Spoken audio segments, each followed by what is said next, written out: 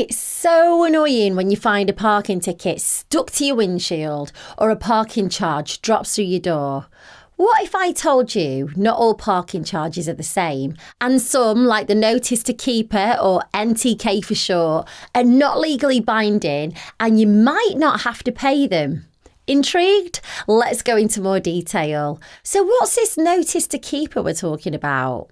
Unlike an official fixed penalty notice you receive from the local authorities for parking violations, an NTK is a charge from a private parking firm. This could be from a supermarket, a shopping centre, or even the car park at your local pub.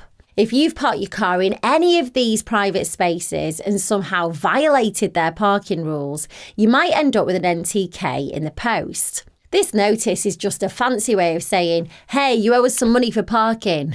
Now, if you find one of these notices gracing your mail, then you've got three choices. You can pay the parking charge, provide the details of the driver if it wasn't you, or challenge the parking charge. Remember, you don't have to panic. This isn't a legally binding document, but it's like an invoice or a bill for a parking charge. So why should you pay attention to this? Well, because UK law under the Protection of Freedoms Act allows these private parking firms to contact and hold the registered keeper of the vehicle responsible for the parking charge. But wait, what if you weren't driving at the time of the parking offence? Well, you just simply provide the parking firm with the contact details of the person who was driving. A notice to keeper will list out information like the vehicle's licence number, make, model, colour, location and time of the offence, and how much you're supposed to pay. It'll also ask you to provide information about the driver if it wasn't you, and how to challenge the parking fee. Here's the most exciting part. Remember when I told you that you might not have to pay them?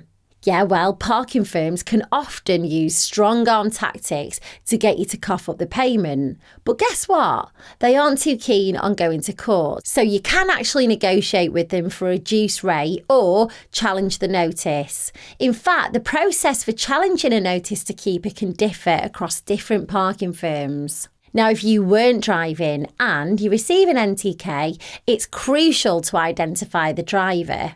Taking responsibility for another person's legal issues can be illegal, and the driver should be paying the parking fee.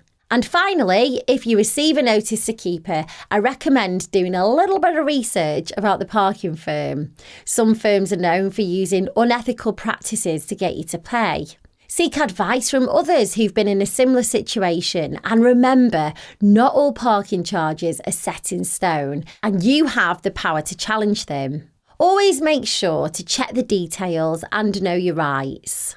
If you're still unsure about your NTK and you want a professional opinion, you may want to chat to online solicitor JustAnswer. For just a £5 trial, you'll be able to ask all the questions you need in the online chat. I'll leave a link to them below this video for you. Good luck, and I hope you get it sorted.